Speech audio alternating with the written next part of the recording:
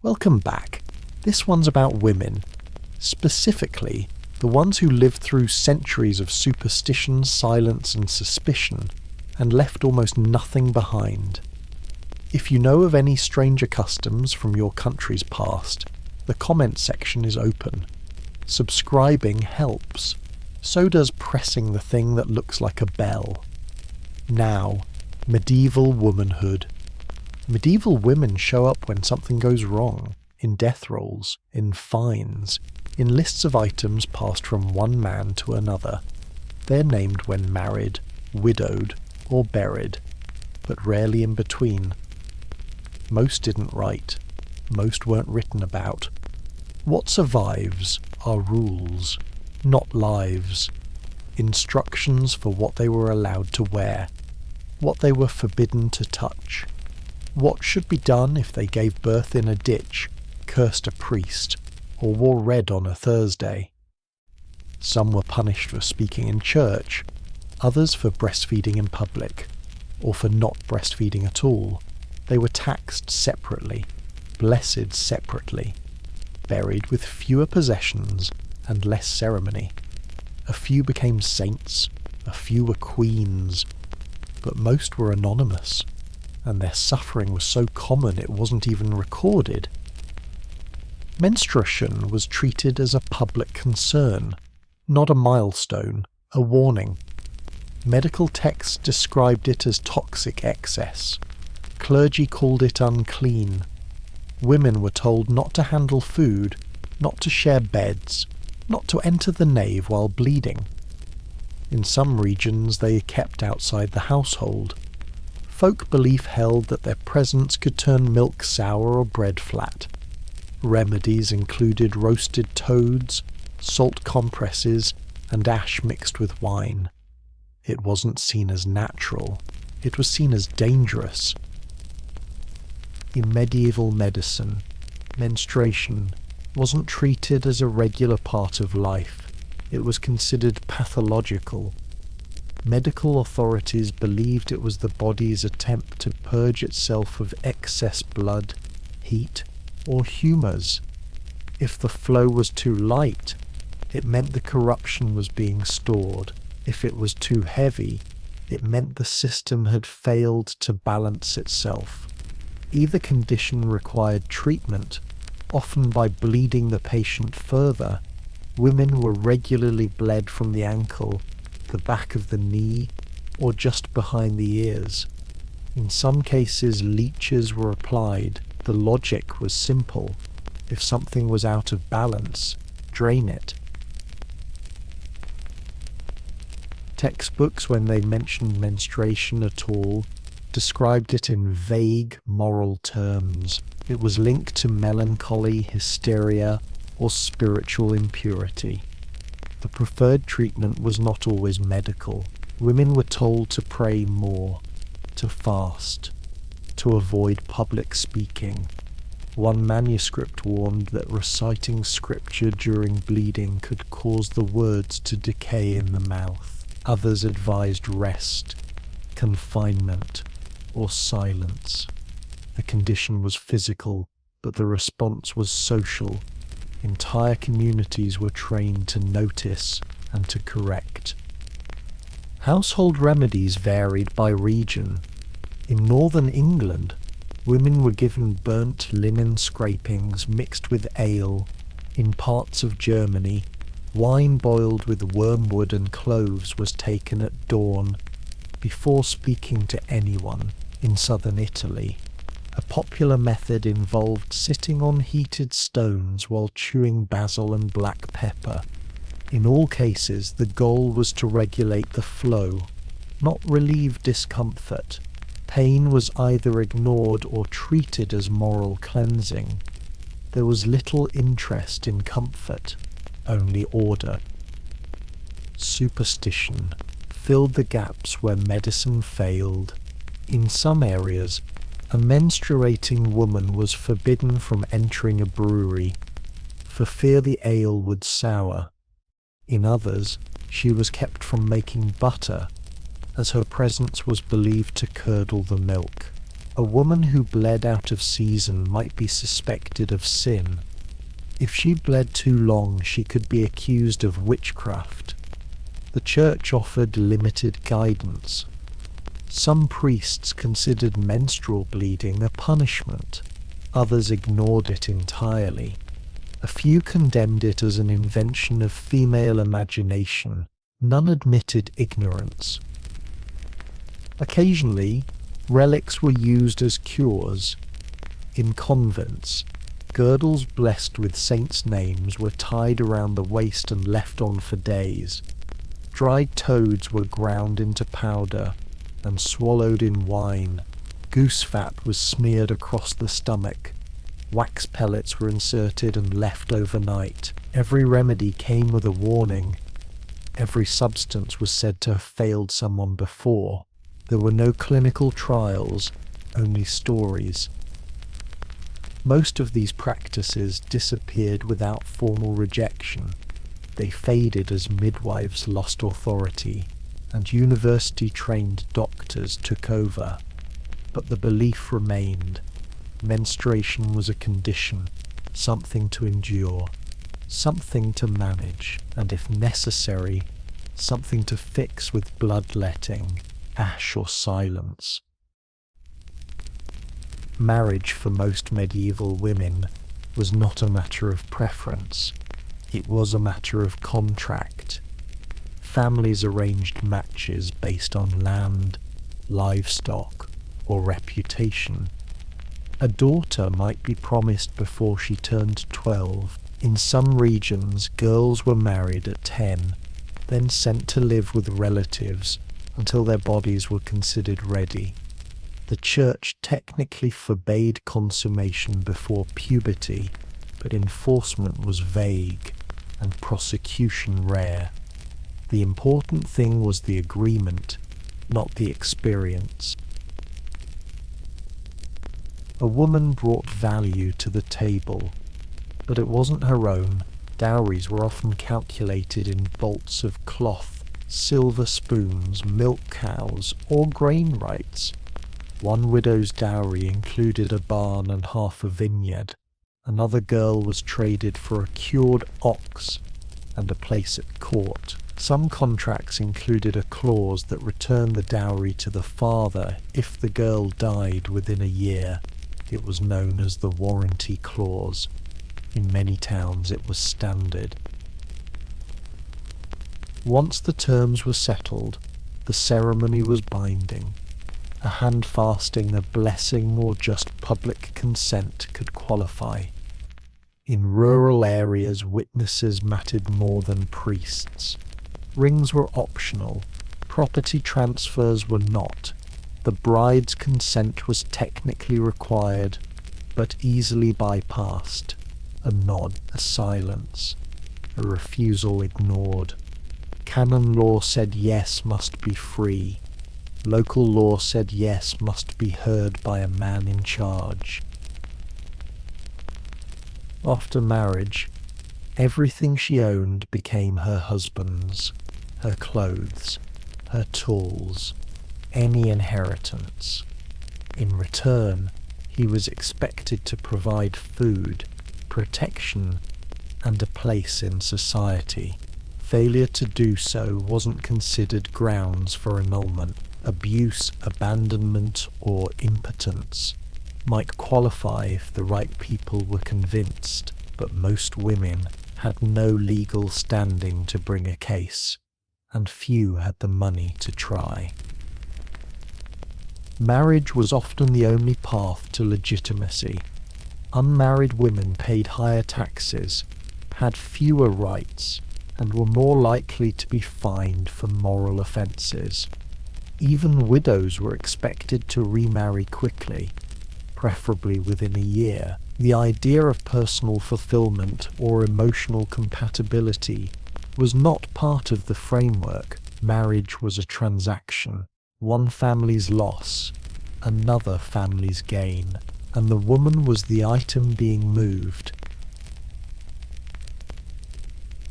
Dowries weren't optional, they were expected. For most medieval women, The dowry was the only reason a marriage could happen at all. It wasn't a gift, it was compensation, a payment for taking on a wife and everything that came with her. The items included varied by region and class. Among peasants, it might be a cow, a bolt of linen, or a set of wooden bowls. Among merchants, it could include land access, debt forgiveness, or a personal servant. Among the nobility, the lists grew longer. Tapestries, silver cups, fur-lined robes, or control of tenant farms. Every item was recorded, every promise notarized. The woman's name appeared once, near the top, and then disappeared beneath inventories. Some dowries included contingency clauses. If the bride died without children, her family could demand part of the goods back. If the husband died first, she might be allowed to keep certain items, a bed, a cloak, a single pan, but these terms were negotiable and often ignored. Courts typically sided with men or their male heirs. If a widow was lucky, she retained her mourning gift, a token agreed upon at marriage, given after the first night. It was often symbolic, a gold coin, a small estate, a promise that if needed she could survive without begging. In cities, dowry enforcement became a form of public accounting. Fathers were fined for failing to provide one. Husbands were fined for misusing it. There were registries, audits, even disputes over who had legal access to a dowry in cases of annulment or fraud. In Florence, entire offices were established just to handle dowry litigation. In England, a woman could bring her case, but only if her male guardian agreed to represent her. In most places, the value of the dowry directly shaped how she was treated by her husband's family. The larger the sum, the more likely she was to survive childbirth with a midwife in the room. Occasionally the dowry itself became a trap. Some fathers promised more than they had. Some husbands married only for the goods, then sold them. In poorer regions, men sometimes married widows to gain access to a deceased husband's dowry rights. Girls were sometimes married and abandoned in quick succession, used as temporary leverage between feuding families. The church discouraged such behavior, but rarely intervened. They performed the blessings, recorded the contracts, and moved on. Dowries were seen as essential, not because they protected the bride, but because they protected the transaction. They made a woman visible on paper, her name, her value, her price, and when she died, that list of items was often read again, not as remembrance, but to settle who got what next. In many parts of medieval Europe, marriage wasn't fully recognized until the union was consummated. This wasn't assumed. It had to be verified. Public. In noble households, the newlyweds were escorted to the bed by witnesses, sometimes family, sometimes clergy, sometimes a village official with a notary. Shoes were removed, curtains were drawn. In some cases, the bedclothes were blessed, and once the couple was left alone, everyone waited. The practice was known as the bedding ceremony. In theory, it was symbolic, a public gesture marking the start of conjugal life. In practice, it was surveillance. The sheets were sometimes inspected the next morning. In royal cases, they were preserved. At the court of Aragon, One bride's linens were folded and stamped with wax to certify the bloodstains. In parts of Germany, servants remained in the room quietly, in the corner, to testify that the marriage had been properly completed. Refusal to consummate could be grounds for annulment, so could impotence, but only if it could be proven. Courts asked detailed questions about duration, response, and regularity. Husbands were examined by doctors. Wives were examined by midwives. In one French case, a man was ordered to attempt intercourse under official supervision. He failed. The marriage was dissolved. No one involved appeared surprised. In rural areas, the rituals were less formal, but still public. Some villages held processions to the house. Neighbours banged pots. Ale was shared. The couple might be expected to appear at the door in the morning, holding hands or offering proof. In certain Scottish towns, newlyweds were paraded in their undergarments as evidence of the night's events. In Icelandic sagas, refusal to share a bed after marriage was treated as a form of theft, denying the community what it was owed. The idea behind all of this was control. A marriage wasn't just a private contract. It was a public structure designed to produce children, regulate inheritance, and prevent disputes. If the union hadn't been consummated, its legitimacy could be challenged later, especially if land or titles were involved. Witnessing the beginning of that process was a way to prevent future arguments. It also reinforced the woman's role.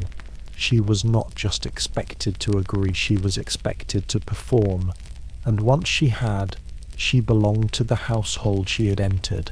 Bed, name, and all. Childbirth was the most common cause of death for medieval women under 40. It wasn't an exception, it was expected. Labour could last days. There was no anaesthesia, no sterilisation, no reliable interventions if something went wrong. When a woman began to give birth, the midwife was summoned. If she arrived too late, the neighbours stepped in. Sometimes they brought herbs, sometimes they brought towels, sometimes they just waited outside, listening. Midwives were respected and feared. Most had no formal training, but they carried knives, ropes, and relics. Some wore charms around the neck, teeth, beads, or scraps of scripture. A few were trained to baptize newborns in emergencies, using whatever liquid was nearby. If the child died unbaptized, it was believed to be barred from heaven. Salt water was sometimes used. In one recorded case, a midwife used wine. The baby died, and she was fined for using a substance associated with sin. The birthing room was a closed space, usually lit by fire. Men were not allowed.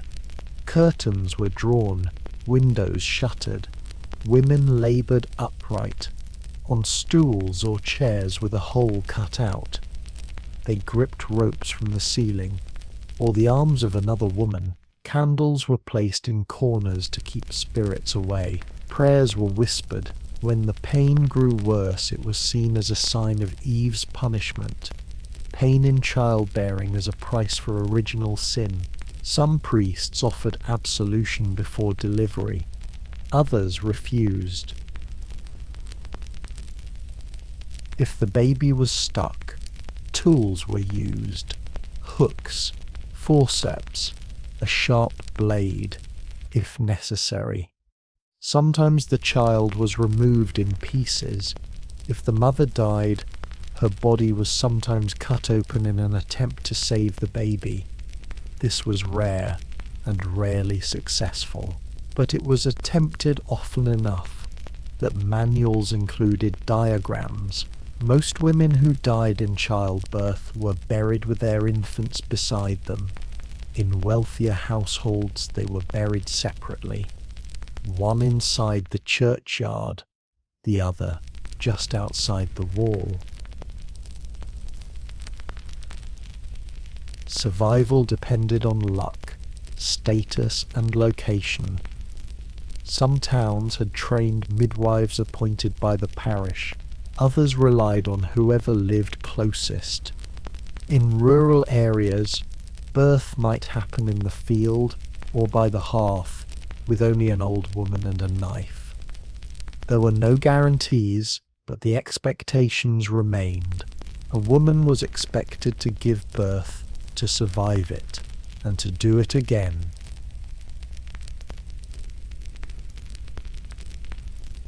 Childbirth wasn't just dangerous, it was spiritual. Women entered labour under threat, not just from the body, but from forces believed to move through air, breath, and bone, spirits, curses, unseen hands. For those without access to medicine, ritual became the second midwife. The room was prepared carefully. All knots were untied. Hair, garments, even curtain cords, loosened to prevent binding the birth. Keys were placed under the bed. Salt was poured in the corners. Iron tools were hidden near the doorframe to ward off witches. Psalm sheets were pinned above the bed. Some families laid bread on the windowsill, a gesture meant to bribe wandering spirits looking for a soul. Certain relics were considered helpful. A girdle of St. Margaret was passed between villages, loaned out and returned with prayers. A tooth of St. Apollonia, worn on a string, was said to ease the passage. If relics weren't available, substitutes were used. A coin blessed at Easter, a sliver of candle from the church's nativity mass. In some areas, women drank water in which a holy bell had been dipped. In others, they were made to swallow a pinch of dirt from their own threshold.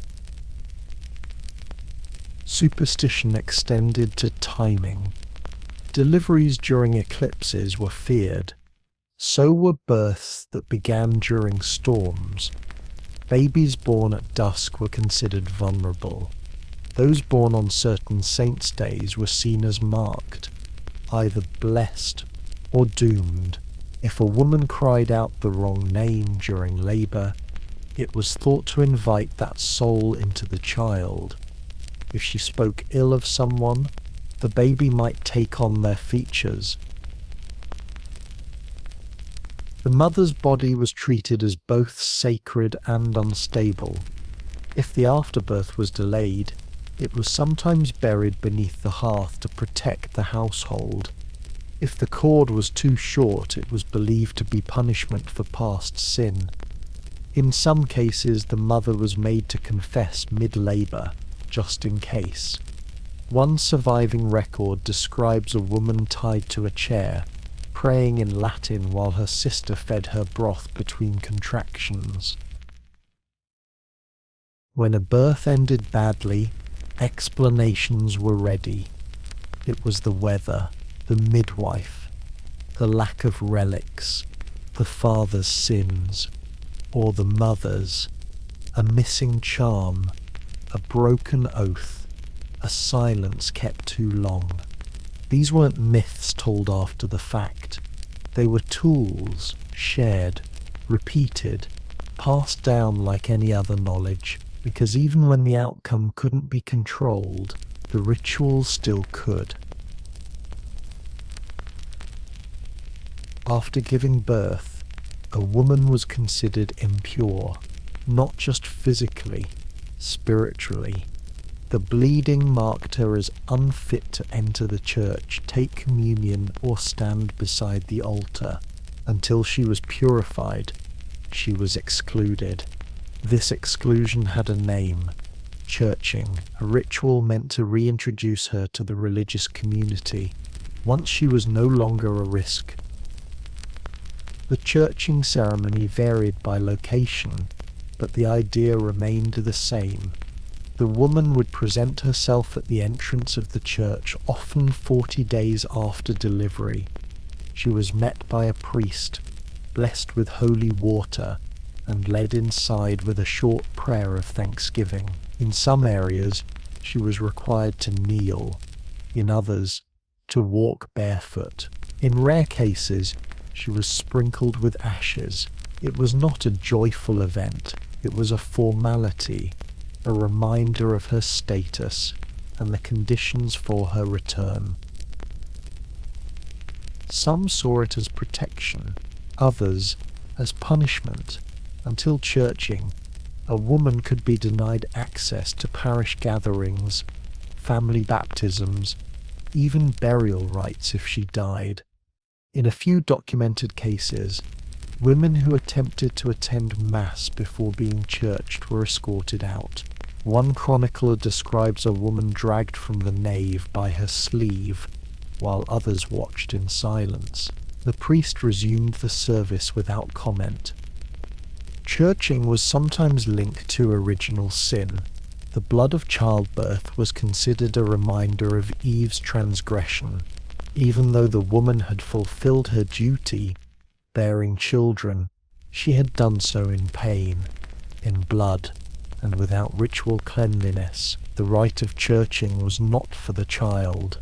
It was for her, not to bless her future, but to undo her recent past. Some women welcomed it. It marked a return to public life, a way to leave the house again, be seen as clean, obedient, and part of the fold.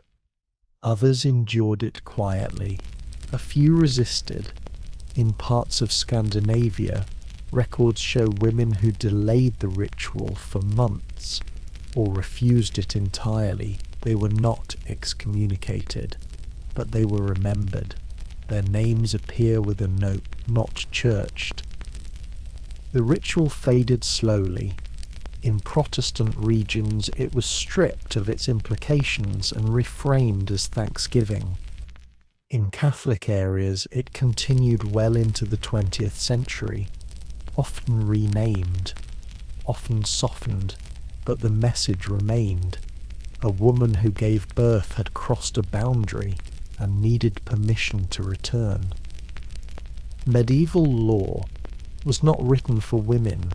In most regions, they were classified under the authority of a male guardian, first the father, then the husband.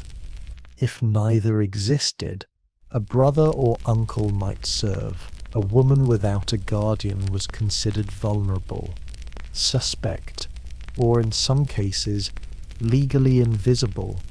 She could not testify in court against a man. She could not bring a case involving land or debt without male representation, and in many jurisdictions, she could not swear an oath without permission. Rape cases were difficult to prosecute. The burden of proof fell entirely on the woman. She had to demonstrate resistance, injury, and ideally the presence of witnesses. If she waited to report the assault, the accusation was often dismissed. If she became pregnant, some courts interpreted it as proof that she had consented. In parts of England, a rapist could be pardoned if he married his victim. The marriage legalized the crime and restored the woman's honor. Her consent to this arrangement was rare. Adultery laws were enforced unevenly. A married woman caught with another man could be flogged, branded, or shamed in public. sometimes forced to ride backward on a donkey through the market square. Her husband, if unfaithful, faced no equivalent punishment. A single woman who became pregnant might be fined or forced to name the father. If she refused, she was assumed to be promiscuous or a prostitute. In one German town, unmarried women were made to wear iron bridal masks for moral offences. Property rights were limited. A woman could inherit land, but not always control it. If she married, her holdings transferred to her husband. If she was widowed, she might retain a portion as a dower, but only for the length of her widowhood. Remarriage triggered new terms. In some regions, widows were pressured to return land to their husband's family or enter religious life. Few women owned anything outright. Most borrowed, begged, or bartered to survive. Even when permitted to speak, women's testimony was weighted differently. In some legal codes, 2 women's statements equaled 1 man's. In others, their words were disallowed entirely in cases involving violence, money, or public office. There are court records in which women appear only as bodies assaulted, abandoned, or dead. Their voices do not appear, only verdicts and fines. What a woman wore in medieval Europe was not a private decision. It was regulated by law, religion, and community expectation. Modesty codes varied by region, but the principle was stable. A woman's clothing reflected her morality, her class, and her obedience. Veils were mandatory in most churches. Hoods or wimples were required for married women in public. Uncovered hair was associated with sexual availability. Even the color of her dress could provoke punishment. Sumptuary laws restricted luxury. In England, only noble women could wear certain fabrics. In Italy, velvet was banned for anyone below the merchant class. In France, gold thread was reserved for aristocrats. But the laws didn't just preserve hierarchy, they also controlled behavior. A woman who wore too much was accused of vanity, too little of promiscuity. Poorer women who copied noble styles could be fined or ridiculed. Some were sentenced to public shaming, forced to wear a sack or a reversed gown through the streets. While crowds jeered, the punishment was not just legal, it was theatrical. Tailors were held responsible. In several cities, they were forbidden from making garments with low necklines or slitted sleeves for women of lower status. A dress that revealed the ankle could be reported. A bodice that suggested shape could be censured. In one German statute, women were limited to 3 rings and a single decorative clasp. Anything more was considered prideful, and in some cases heretical. The church enforced its own codes. Nuns were measured by how thoroughly they covered their bodies. Female pilgrims were advised to wear dull colours. Some preachers claimed that exposed skin invited demons. In one surviving sermon, a priest warned that women who wore bright fabrics risked attracting sin, and then blamed them when they did. Modesty, in this framework, wasn't personal. It was a test, a form of public compliance. Some women resisted. A few towns saw outbreaks of defiance, where groups of women wore men's tunics or cut their hair short. These were punished quickly. Others obeyed the rules outwardly, but customized their clothing in small ways: linings, stitching, hidden emblems. There was no real safety in obedience, only less scrutiny. The wrong colour, the wrong fit, or the wrong occasion could still lead to fines, accusations, or exclusion from the market square. Appearance wasn't self-expression, it was evidence. In medieval Europe, beauty was not a matter of preference. It was a reflection of morality. The ideal woman was pale, small-featured, modest in movement, and difficult to hear. Quietness was attractive. Stillness was praised. A woman who drew attention was considered dangerous. One who tried to appear attractive was worse. Pale skin was the most prized feature. It suggested nobility, proof that a woman did not work outdoors. Achieving it required effort. Women applied mixtures of vinegar, lead paste, and ground chalk. In wealthier households, mercury compounds were used. These substances lightened the skin by poisoning it. Teeth loosened, gums bled. Some women developed facial tremors or went blind. The effects were rarely linked to the treatment. Illness was considered the price of appearance.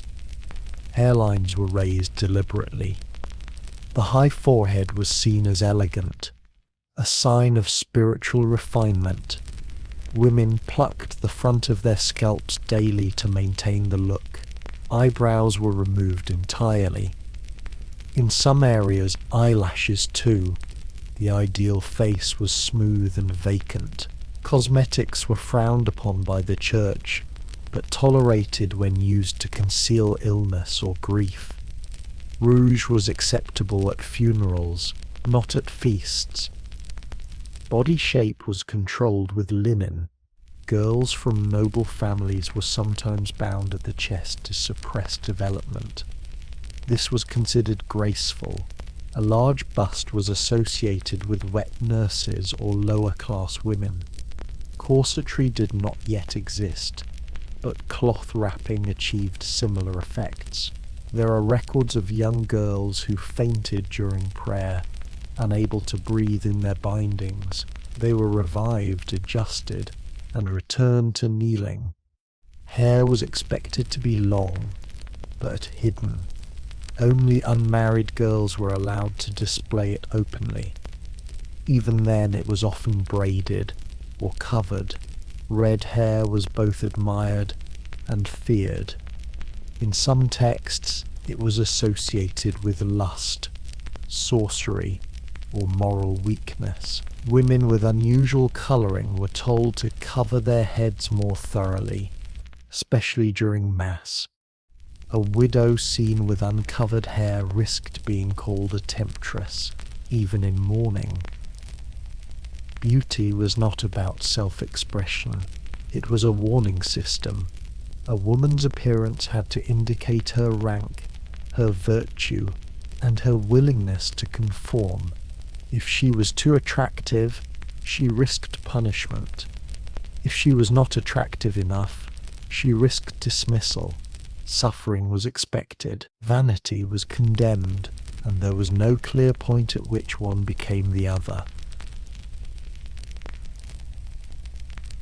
For some women, the convent was an escape. For others, it was a sentence. Entry into religious life could be voluntary, strategic, or compulsory. Girls as young as 7 were promised to monasteries. By 12, some were veiled. By 14, they had taken vows. Wealthier families often sent their second or third daughters into the church, not to save their souls, but to protect their estates from being divided through marriage. Not all convents were equal. Some were poor and remote, surviving on bread, cheese, and borrowed candles. Others were wealthy institutions with orchards, libraries, and servants. In both cases, life inside was tightly regulated. Bells marked each hour. Meals were silent. Speech was limited to prescribed times. Letters were monitored. Visits from family were rare and sometimes forbidden altogether. Each nun slept in a cell, prayed at fixed intervals, and confessed weekly. Privacy was discouraged. So was friendship. Nuns took vows of poverty, chastity, and obedience, and were expected to uphold them even under abuse. Complaints against abbesses were difficult to pursue. Punishments for infractions ranged from fasting to corporal correction. In some cases, women who broke their vows were confined to their cells indefinitely. Records survive of nuns chained to walls for speaking out, for escaping, or for being caught with outside letters. The ideal nun was obedient, silent, and unseen. Convents also served as dumping grounds for inconvenient women, widows with no heirs, girls accused of seduction, unwanted daughters. Some were placed there after surviving scandal, others as a way to prevent it. Once veiled, a woman's legal identity changed. She could no longer inherit land or marry. Her property, if any, transferred to the church. She became a bride of Christ, but also a ward of the institution. Leaving was nearly impossible. Not all resisted. Some found purpose within the rules. Nuns ran hospitals, copied manuscripts, and educated girls. A few rose to power as abbesses and advisors, but even then their influence was fragile. A change in bishop, a fire, a rumour, all could undo decades of careful compliance. There are records of entire convents shut down over accusations of idleness or vanity, often based on clothing, music, or too much laughter in the refectory. From the outside, convent life appeared quiet, devout, insulated from the chaos of secular life. But inside the walls, power still shifted, roles still mattered, and a woman's silence was still expected to mean everything was fine. In medieval Europe, some women chose seclusion over society. Others had the choice made for them. Anchorites were religious recluses, individuals who withdrew from the world permanently to live a life of prayer. The role was open to men and women, but far more women entered it. Once enclosed, they did not leave. Not for illness, not for family, not even for death. In some cases, they were buried beneath the floor of their own cell. The process began with a ritual. A woman who wished to become an anchorite applied to the bishop. If approved, a cell was built, often attached to the side of a church.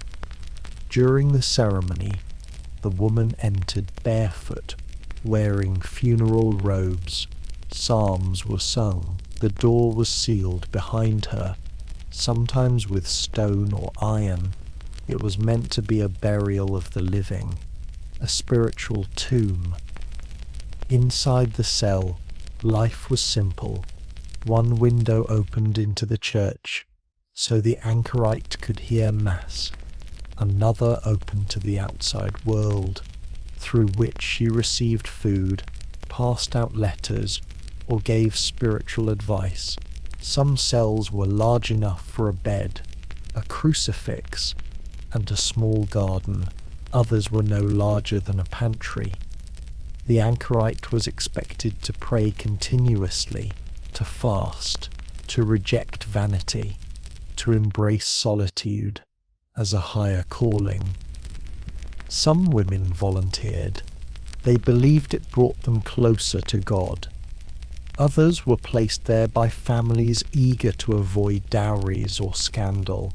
The anchorite vow was binding. Breaking it was rare and condemned. In one case, a woman who escaped her cell was captured, excommunicated, and paraded through the streets in chains before being resealed in stone. Her second cell had no window. Not all anchorites were forgotten. Some became famous for their wisdom. Others were feared for their visions. A few were consulted by kings, but even the best known lived in silence. The most widely read female author in medieval England, Julian of Norwich, was an anchorite. Her book, Revelations of Divine Love, was written from a windowless cell. She lived there for at least 25 years, possibly longer.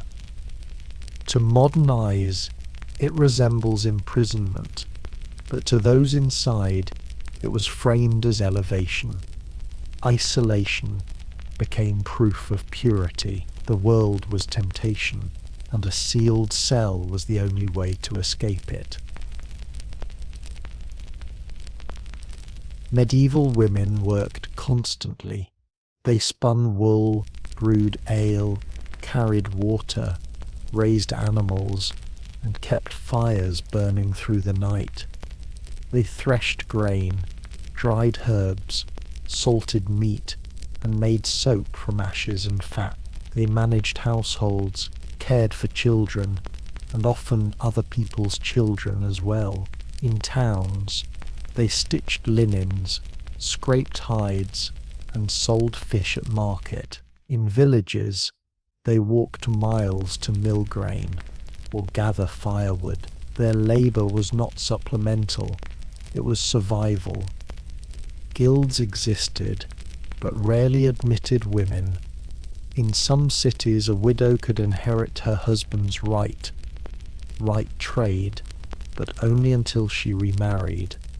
Daughters of craftsmen were trained in their father's trades, but prevented from joining the guild themselves. A woman could work in a shop, but not own one. She could sell cloth, but not weave it under her name. There are records of fines issued to women who sold at market without male supervision. There are fewer records of men fined for the same. Domestic service was one of the few legal occupations open to single women. Cooks, maids, wet nurses, laundresses. These roles paid poorly and offered no security. Accusations of theft, gossip, or pregnancy could end employment overnight. In noble houses, women served as ladies-in-waiting, sometimes for decades. Their tasks ranged from reading aloud to sewing under candlelight until their eyesight failed. One complaint lodged by a noblewoman in 1381 notes that her companion had become too dull to thread a needle and was sent home.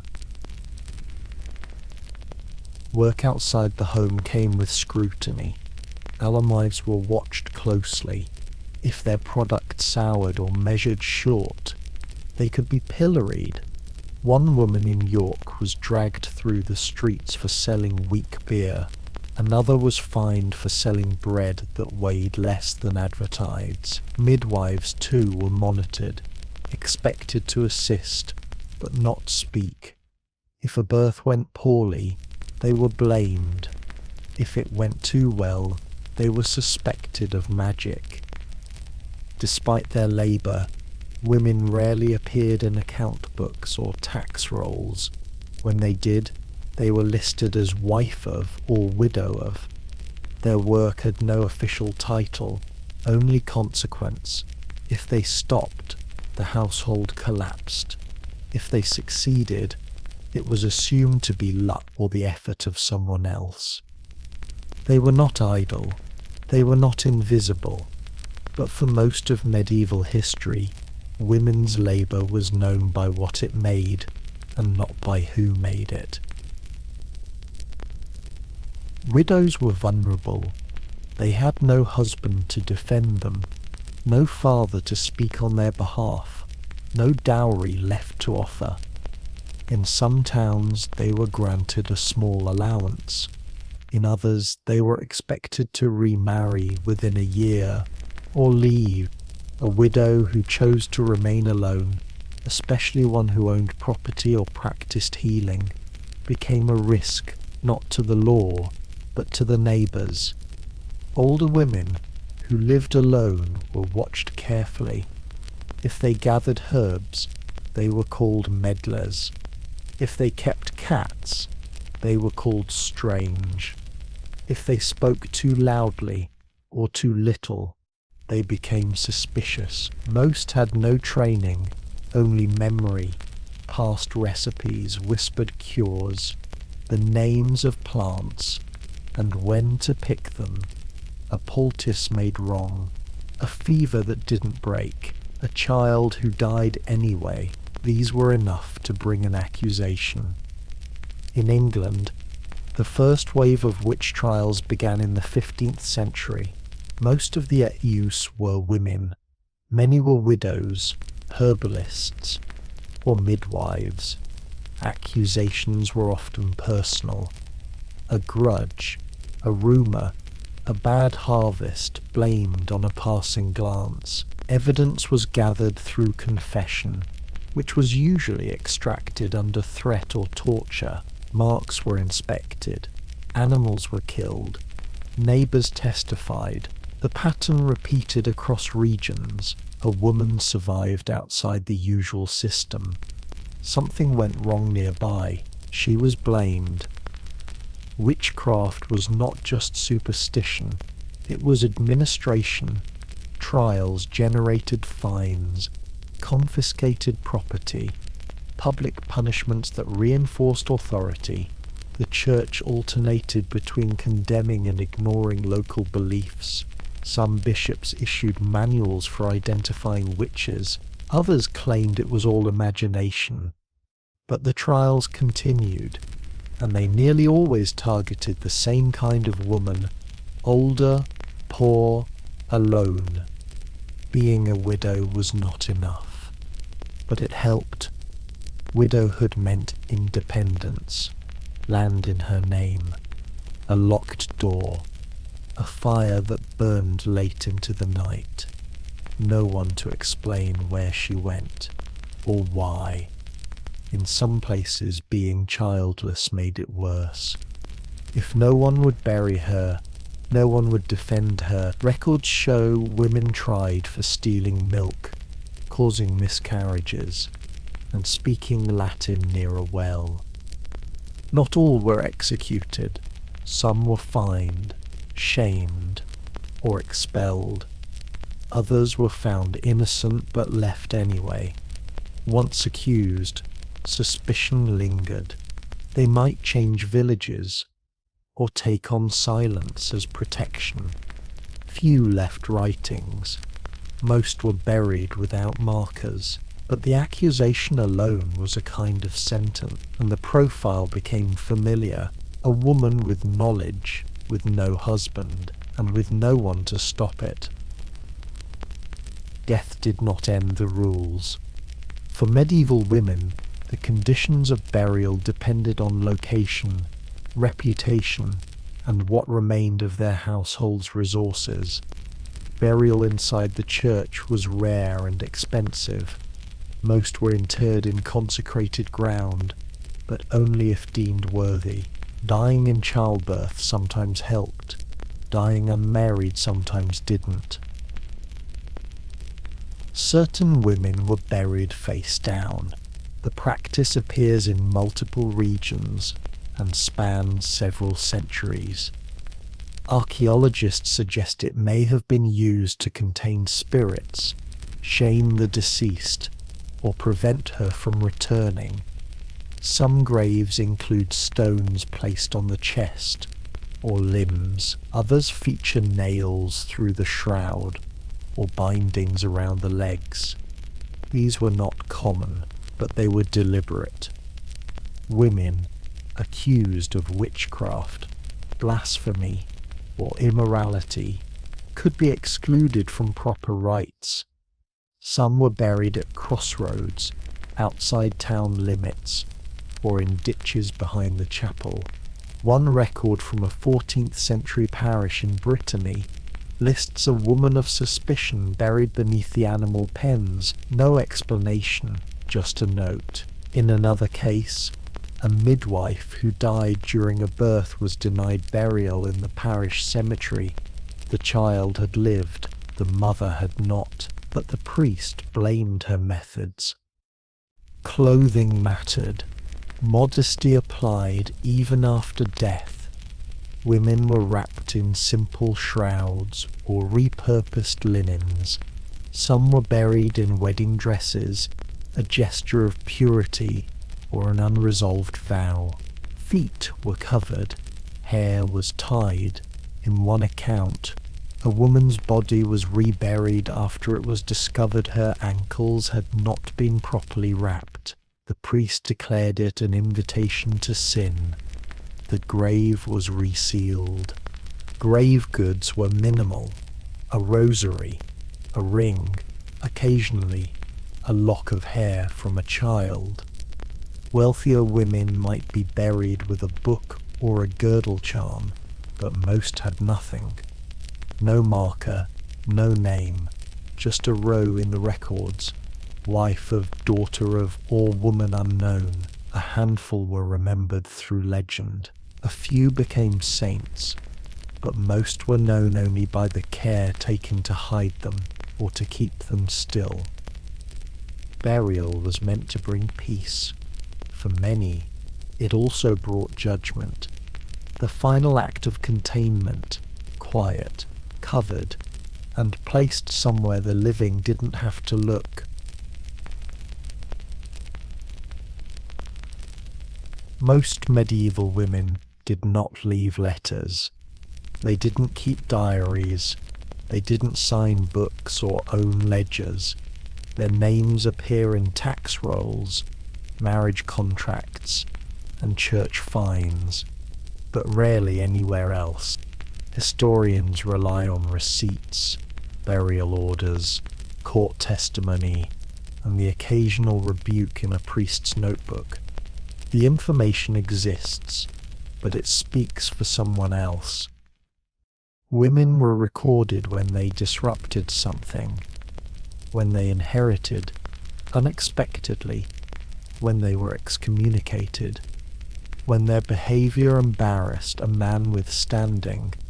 The rest of the time, they were described collectively.